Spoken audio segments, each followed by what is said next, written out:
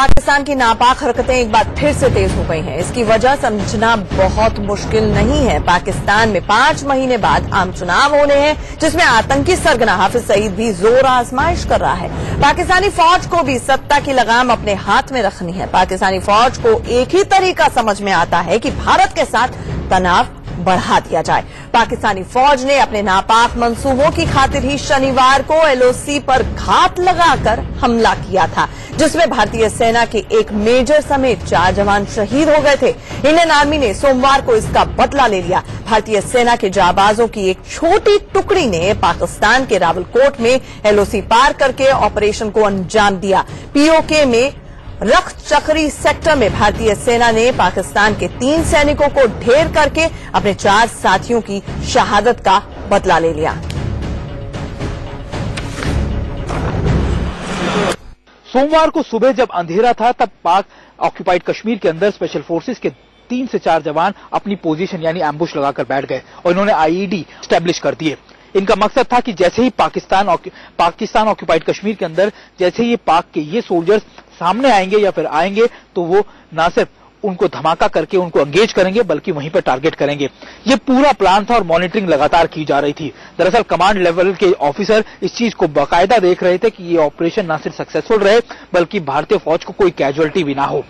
यही वजह है कि जब ऑपरेशन किया गया तो उसके लिए वक्त तय किया गया शाम के करीबन उस वक्त जब अंधेरा शुरू हो जाता, यानी करीबन 6 से 7 बजे का समय। और 6 से 7 बजे के वक्त इतना माकूल रहा कि न सिर्फ स्पेशल फोर्सेस की टीम ने अपने आईईडी बॉम्ब्स को अच्छी तरीके से लगा दिया, बल्कि ये भी देख लिया कि जो पेट्रोलिंग पार्टी है वो किस पॉइंट तक आती है और कहां पर गैदर होती है। उन्होंने पाकिस्तान के ऐसे आतंकी के रूप में जो वहां की सेना के जवान है उनका जवाब दे दिया है। और हम कभी भी पाकिस्तान से कमजोर अपने आप को नहीं मानते। इतना शक्तिशाली देश हमारा है। मैं इस कार्रवाई के लिए मैं रक्षा मंत्रालय हमारे जवानों का मैं अभिनंदन करता हूं। ये बहुत ही नटोरियस टेररिस्ट था और इसको काफी केसेस में जो हाईवे पे अटैक हुए हैं उसमें ये इसकी इन्वॉल्वमेंट पाई गई है। और ये जैश मोहम्मद से ताल्लुक रखता था और अभी भी प्लान कर रहा था कुछ अटैक करने का, और टाइम पर इंफॉर्मेशन मिली और इसको आज रात को सिक्योरिटी फोर्सेस ने न्यूट्रलाइज किया।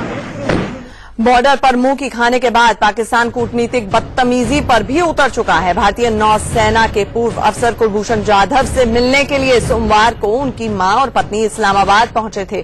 पाकिस्तान पहले तो काउंसलर एक्सेस देने की बात से मुकरा, फिर पाकिस्तानी विदेश मंत्रालय के अफसरों ने कुलभूषण जाधव की मां और पत्नी से बदतमीजी की। उनकी जूतियां उतरवाई गई और इसमें भी तसल्ली नहीं हुई तो मुलाकात से पहले कुलभूषण जाधव की पत्नी का मंगलसूत्र और बिंदी भी उतरवा दी गई। जाधव की मां और पत्नी के आज विदेश मंत्री सुषमा स्वराज से मुलाकात हुई और उन्होंने अपने साथ हुए सुलूक की जानकारी दी। भारतीय विदेश मंत्रालय ने पाकिस्तान के रवैये पर कड़ा एतराज जताया। हालांकि ये सवाल अब गंभीर हो गया है कि पाकिस्तान को कूटनीति के मोर्चे पर क्या जवाब दिया जाना चाहिए।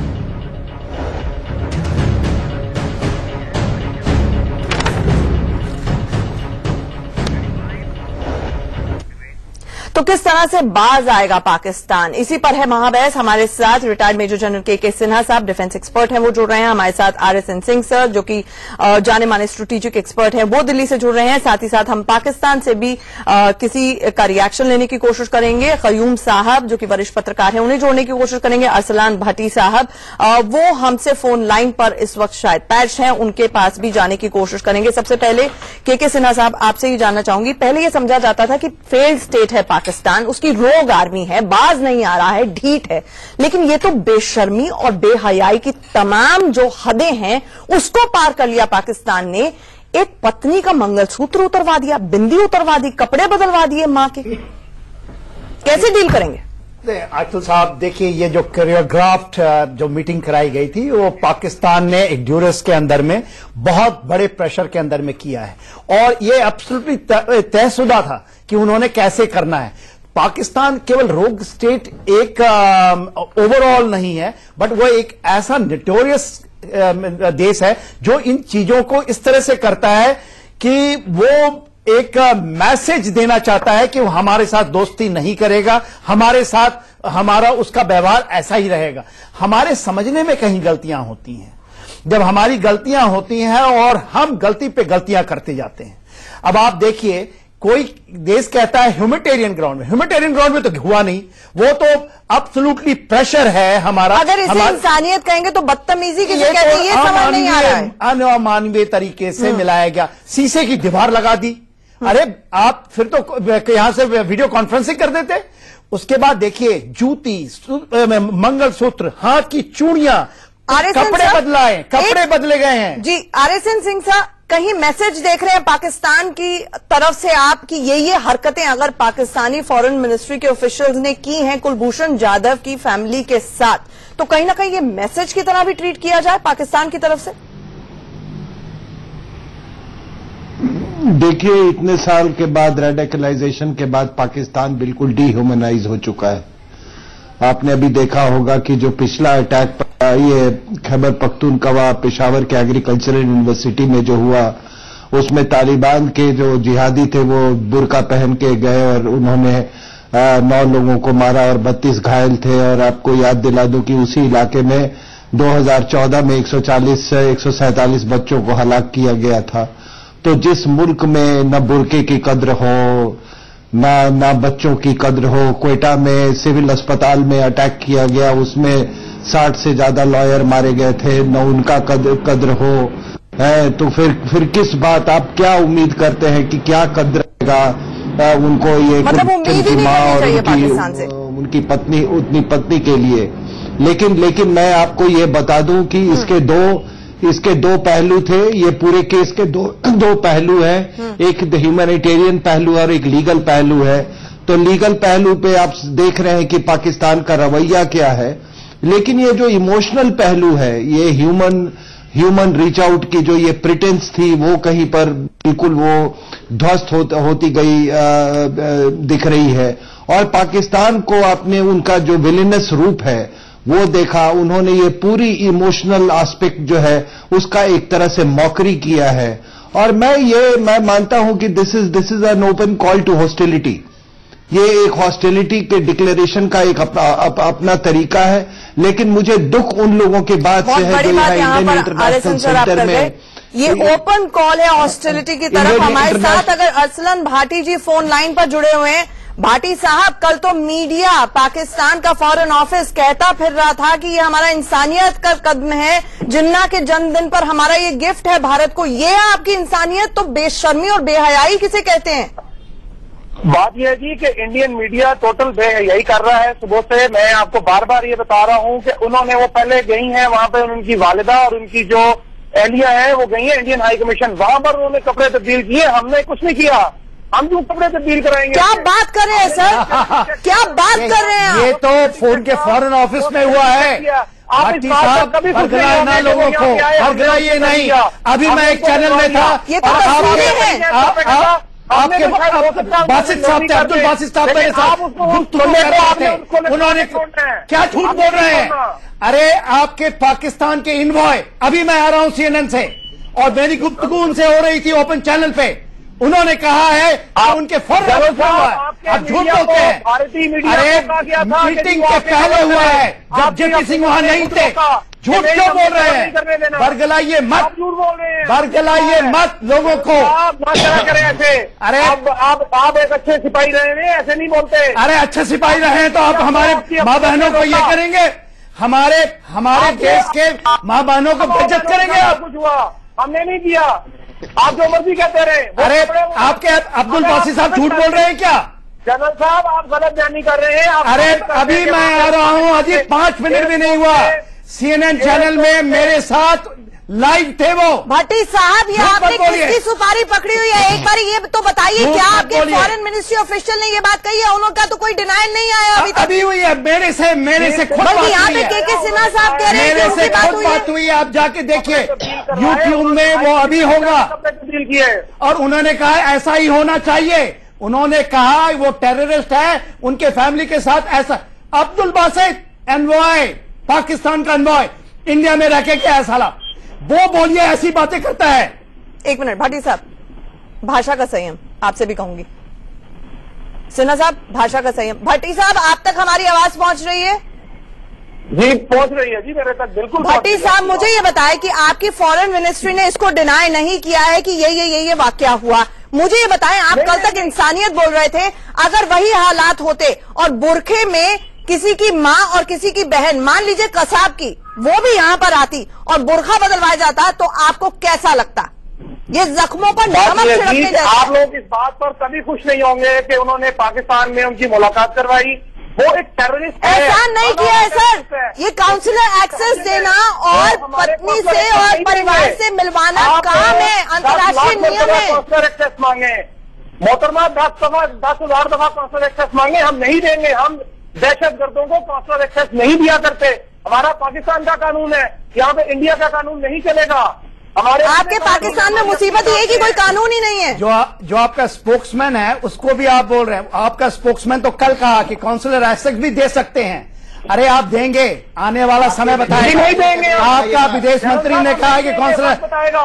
हम आप देखिए, बात सुनिए, आप जिस तरह की बातें करते हैं ना यहाँ पे एनालिस्ट बैठ के, हम तो हो सकता है शायद कभी नरमी बरत दें, लेकिन हम मोहताज नहीं है, आपसे हम लेंगे।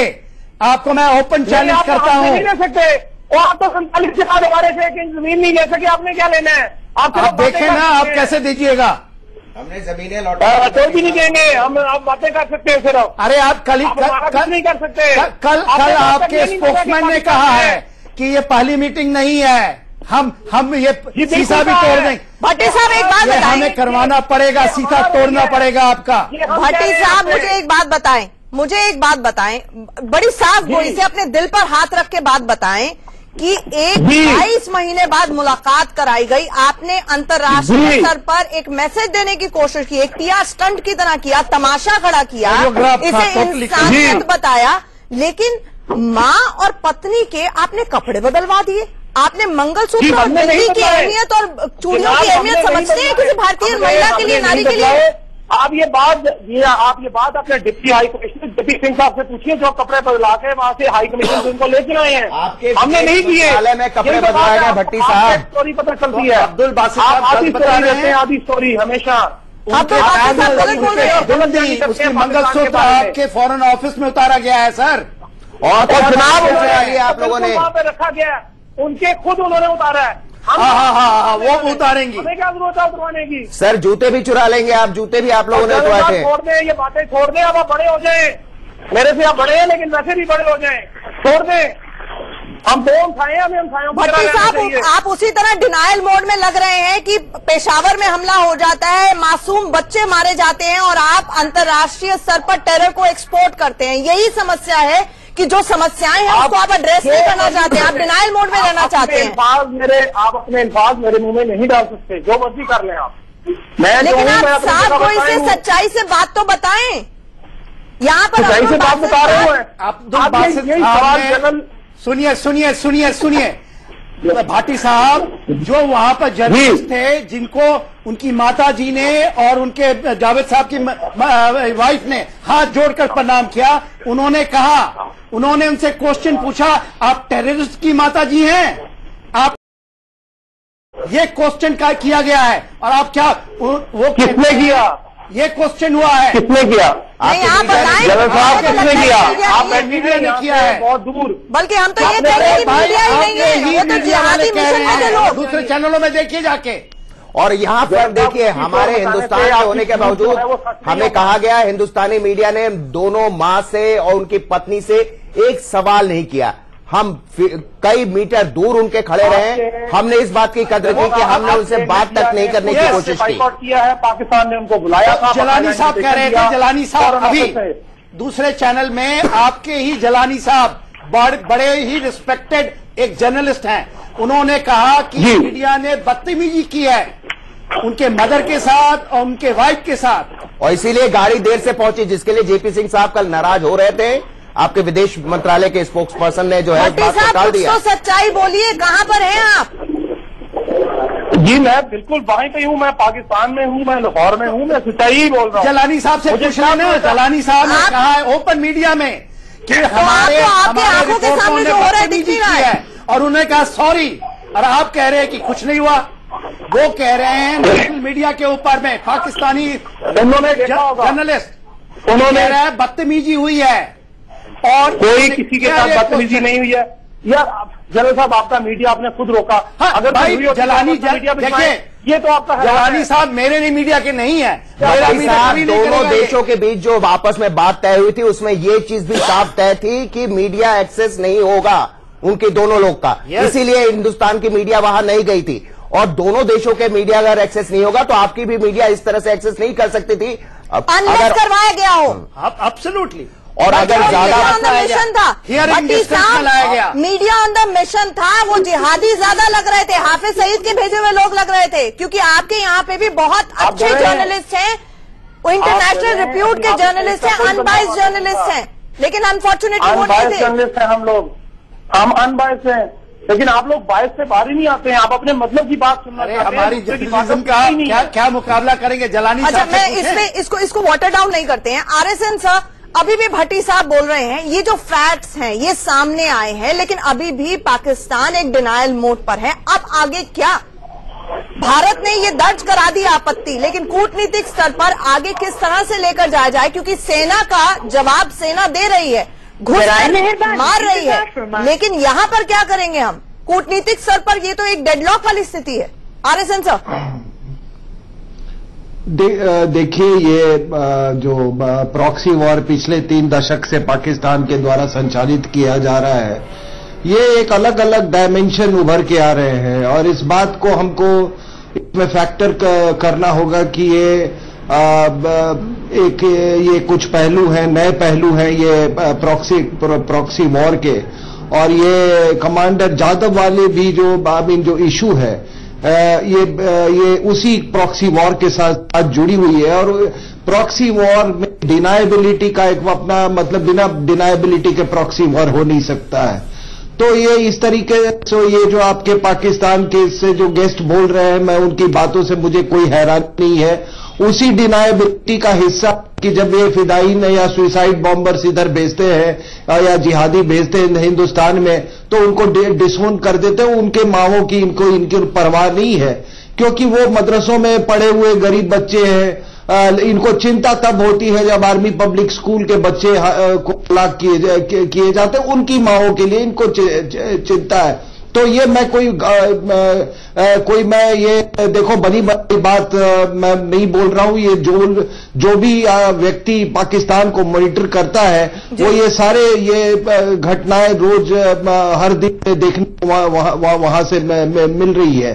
आप इसकी बात करते हैं। आपने एक वहां पे एक ब्रिगेडियर हैं, वो शौकत कादिर नाम है उनका, इस्लामाबाद में एक बहुत इन्फ्लुएंशियल थिंक टैंक चलाते हैं। उन्होंने कहा कि देखो, ये जितने आर्मी चीफ्स हैं वो बहुत डरते हैं तालिबान से ये एक्सेप्ट करने में कि हमने अमेरिका से कह के अपने लोगों को ड्रोन करवाया। उसमें मैं आपको जैसे बता दूं, इलियास कश्मीरी था, उसमें ये उमर ख्वानी था, नेक मोहम्मद, बैतुल्ला महसूद, हकीमुल्ला महसूद, ये कुछ नाम मैं आपको बता रहा हूं कि अमेरिका से कह के उनको ड्रोन करवाया। लेकिन आप लोगों से मेरी एक ही गुजारिश है कि पाकिस्तान को don't allow Pakistan to make it a binary. बिल्कुल, यहीं से आगे बढ़ेंगे। एक छोटे से ब्रेक के लिए मुझे रुकना पड़ रहा है, महाबहस जारी है, जल्द लौटते हैं।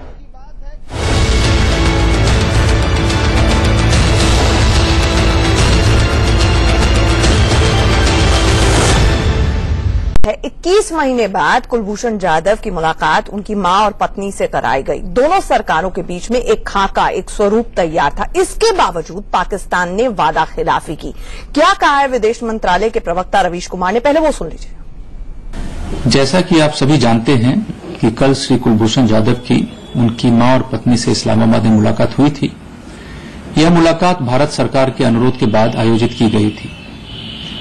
इस मुलाकात से पहले दोनों देशों की सरकारें अपने राजनयिक चैनलों के माध्यम से इसके तौर तरीकों और स्वरूप को अंतिम रूप देने के संबंध में संपर्क में थी।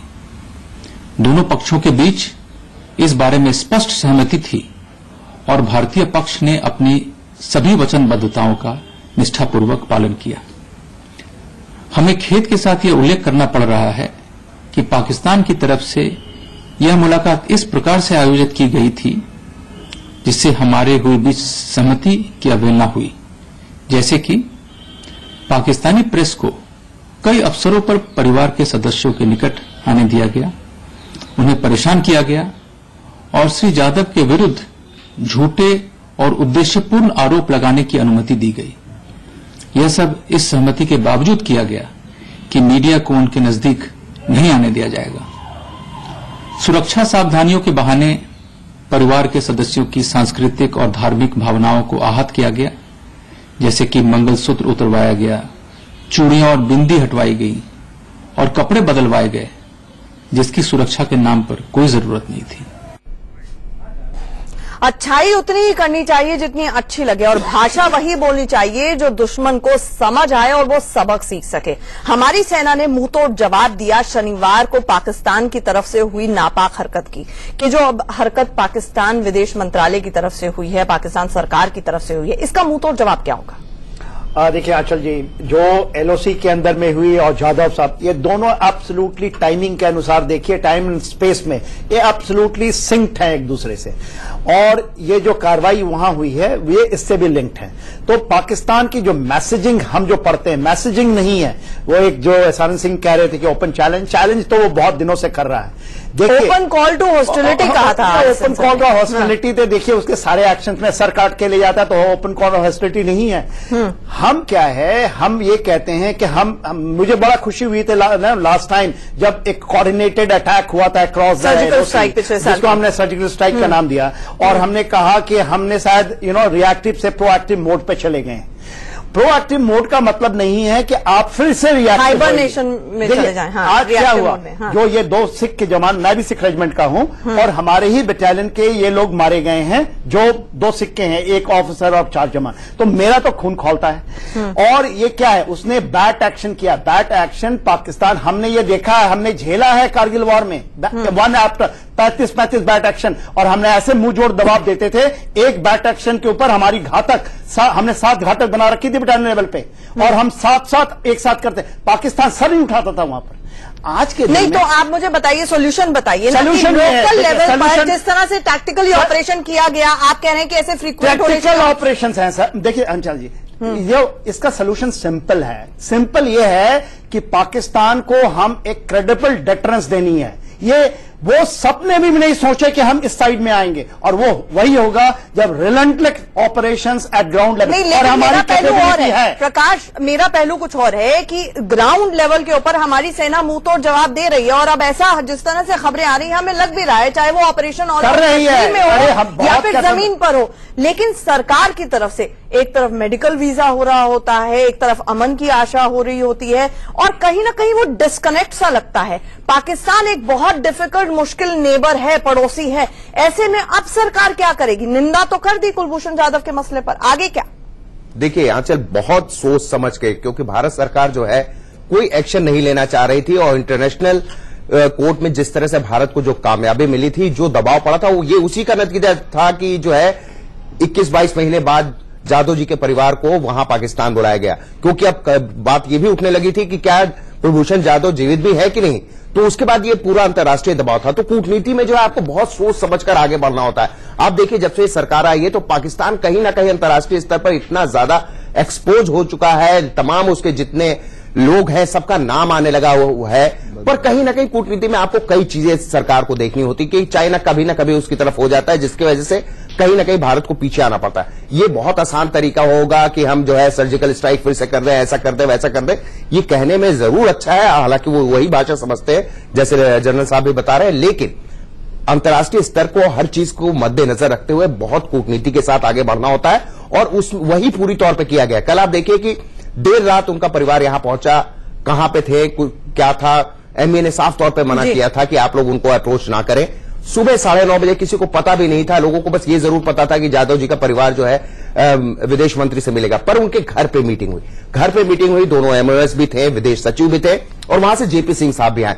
तकरीबन 2.5 घंटे बैठक हुई। उसके बाद एक एक चीज को पूछा गया उनसे कि क्या कुछ हुआ वहां पे, क्या, और उसके बाद जो है भारत की तरफ से रिएक्शन आया। भट्टी साहब, आप थोड़ी देर तक डिस्कनेक्टेड थे, तो मैं उम्मीद कर रही हूं कि आपकी पाकिस्तान में आपके सूत्रों, आपकी सरकार से कुछ बात हुई होगी जो आपको और जानकारी और आपका ज्ञानवर्धन हुआ होगा इस बारे में कि आखिरकार मंगलसूत्र उतरवाया गया, चूड़ियां उतरवाई गई, कपड़े बदलवाए गए, और जो कुलभूषण जाधव की पत्नी और उनकी माताजी हैं उनके आपकी जानकारी में आया होगा। अब मुझे आप ये बात बताएं कि क्या ये इंसानियत थी? आप अभी भी इसको इंसानियत मान रहे हैं पाकिस्तान की तरफ से? मैंने आपसे पहले भी कहा कि हमने नहीं करवाए, वो एयरपोर्ट से सीधा इंडियन हाई कमीशन गई है, वहां पे उन्होंने रेस्ट किया है, उसके बाद उन्होंने मीडिया ने जो उन सवाल पूछे वो कैसे पूछे? अभी तक जूते नहीं मिले हैं, वो कहाँ है? या आप मुझे बोलने दें या खुद बोल लें, सवाल का जवाब ले लें। उसके बाद जब आए हैं foreign affairs, ministry of foreign affairs, वहां पर आकर उनका रूटीन सिक्योरिटी चेकअप जरूर हुआ है, उसमें हम बिल्कुल, मैं कह रहा हूँ हुआ है, वो हर एक का होता है। वहां पे मैं जाऊंगा, मेरा भी होगा, मेरे भी चेक किए जाते हैं, मेरे भी तमाम जो चीजें हैं, मेरे पेन पेंसिल फोन सारे चेक किए जाते हैं। जो रूटीन चेकअप था वो बिल्कुल हुआ है, लेकिन ये बात कि जी कपड़े उनके बदलवाए गए या करवाए गए, ये टोटल गलत है। भट्टी साहब, बात नहीं हुई है। भट्टी साहब जो ट्वीट आया विदेश मंत्रालय के आराम से बैठे हुए हैं विदेश मंत्रालय में, और बल्कि आपके विदेश मंत्रालय के प्रवक्ता ने तो ये कह दिया कि ये तो छोटी मोटी बात है, छोटी सी बात है। उनसे सवाल पूछा गया था प्रेस कॉन्फ्रेंस में, तो वो जो ट्वीट करके जो फोटोग्राफ आई थी वो विदेश मंत्रालय में बड़े मजे से बैठे हुए हैं। साहब कह रहे हैं ये छोटी सी बात है, ये हमारा SOP है, भाई प्रोसीजर है। भट्टी साहब छोटी सी बात कह रहे हैं, वो एडमिशन भी है कि ये हुआ कह रहे हैं कि हमने बड़ा काम किया, हमने बड़ा 3 मारा कि हमने ह्यूमैनिटेरियन ग्राउंड में ले आए। और किस दिन? जिस दिन आपके जिन्ना साहब का जन्मदिन था, और ये कहते हैं बड़ा ह्यूमैनिटेरियन, और क्या कहते हैं रिलीजियस हम उस ग्राउंड। भट्टी साहब इस्लामिक ट्रेडिशन, ये इस्लामिक ट्रेडिशन है। भट्टी साहब एडमिशन है उनकी तरफ से, उन्होंने कहा कि ये छोटी सी बात है। आपके ही विदेश मंत्रालय की तरफ से इस तरह का बयान आया है, बिल्कुल बिल्कुल बिल्कुल इसको डाउन प्ले करते हुए, तो या तो ये एडमिट कर रहे हैं वो सिक्योरिटी चेक हमारी रूटीन मैटर है। अगर मैं मिनिस्ट्री ऑफ फॉरेन अफेयर्स में जाऊंगा, मैं आपसे पहले भी बताया, सर कमाल है, मैं तो मिनिस्ट्री ऑफ फॉरेन अफेयर्स में मैं अमेरिका में वॉशिंगटन DC में व्हाइट हाउस तक गई हुई हूँ सर, और वहां पर भी फ्रिस्किंग होती है, लेकिन ऐसा नहीं होता है कि मंगलसूत्र चूड़ियां उतरवा दी जाती है, जूते अपने पास रख लिए जाते हैं। ऐसा नहीं होता है कि कपड़े बदलवा दिए जाते हैं। आपके अंदर डर क्या था ये बताएं? आपके अंदर डर क्या था? आपको किस बात का कॉम्प्लेक्स का डर था? माँ और पत्नी अगर मिल रही थी कुलभूषण जाधव से, तो आपके अंदर डर क्या था? मुझे ये बताएं भट्टी साहब, डर क्या था आपका? पाकिस्तान के अंदर क्या डर है? चोर की गाड़ी में तिनका, बताइए डर क्या है आपको? उनको उनकी भाषा में बात तक नहीं करने दिया गया, लगातार आपके अधिकारी वहां सर पे मौजूद रहे। जाके कहा वो कोई नई चीज नहीं है हमारे लिए, कोई सरप्राइज नहीं है मेरे लिए, क्योंकि इंडिया के लोग जब यहाँ पे आते हैं, यहाँ पे वो सब अच्छे की राह लाते हैं, वापस जाकर वो बोलते हैं कि जी पाकिस्तान में तो बड़ी ज्यादती हुई है हमारे साथ, ये हो गया वो हो गया। ये कोई नई बात नहीं है, ये रूटीन मैटर है हमारे लिए। अच्छा, वो 2 लेडीज झूठ बोल रही हैं, नई बात नहीं है वो पूरा रूटीन मैटर क्या है सर? नहीं रूटीन मैटर क्या है? आपने प्री रिकॉर्डेड मैसेज किया कुलभूषण जाधव का, आपने प्री रिकॉर्डेड मैसेज किया कुलभूषण जाधव का, आपने कैमरास की नजर में मुलाकात करवाई। जो एरिया मीडिया का एक्सेस नहीं होना चाहिए था, वहां पर मीडिया सवाल पूछते हुए नजर आ रहा है। आप मुझे सिर्फ ये बता दें, आप मुझे सिर्फ एक सवाल का जवाब दे दें। आपके बड़े बड़े एनालिस्ट यहाँ बैठे हैं, उनकी आपस में क्या बात हुई है? मुझे सिर्फ ये बता दें वो कहाँ मीडिया में आया है कि उन्होंने क्या बात की है? क्योंकि हमें कहा गया है कि हमें नहीं बताना है, ये प्राइवेट टॉक होनी चाहिए थी, लेकिन मुश्किल की बात यह है कि आपके कैमराज मौजूद थे, आप वीडियो रिकॉर्डिंग कर रहे थे उस मुलाकात की जो निजी होनी चाहिए थी। ये पैरामीटर्स में था मुलाकात के। बिल्कुल ठीक है, बिल्कुल ठीक है, मैं एग्री करता हूँ, पैरामीटर्स होने चाहिए थे। मुझे बताइए कि कुलभूषण यादव की जो उसकी माँ से बात हुई, या उनकी अहलिया से, या उनकी बेगम साहबा से, या उनकी जो आपके बकौल पत्नी से बात हुई, तो उसका कोई एक सेंटेंस मुझे सुना दीजिए। चले छोड़ देते हैं, मैं सारा कुछ मानूंगा। वो तो आपने रिकॉर्डिंग किया है, रिकॉर्डिंग किया, आप बताएं। आपने, हम कैसे सुना दें सर? बिल्कुल करेंगे असलम भट्टी जी, आप बड़े पत्रकार हैं, बड़े इम्पोर्टेंट, आप वेरी हाई लेवल के जर्नलिस्ट हैं। प्लीज सुनिए सर, प्लीज। असलम भट्टी जी, आपसे एक गुजारिश है, प्लीज खुदा के वास्ते आप सुन लें। देखिए, वहां पर आपने माइक्रोफोन, वहां पर इंटरकॉम में आपने बात करवाई, उसकी पूरी टेपिंग आपके पास में है, और आप कह रहे हैं हम सुनवा दें। बात तक नहीं करने दी सर, मराठी में वो बोलते हैं आप मराठी में बात ना करें, आप या तो इंग्लिश में करें या उर्दू या हिंदी में। ये क्या है? ये हमारा राइट है ना जी। एक टेररिस्ट को हम जैसे मर्जी ट्रीट करें। हाँ, उसको मारिए।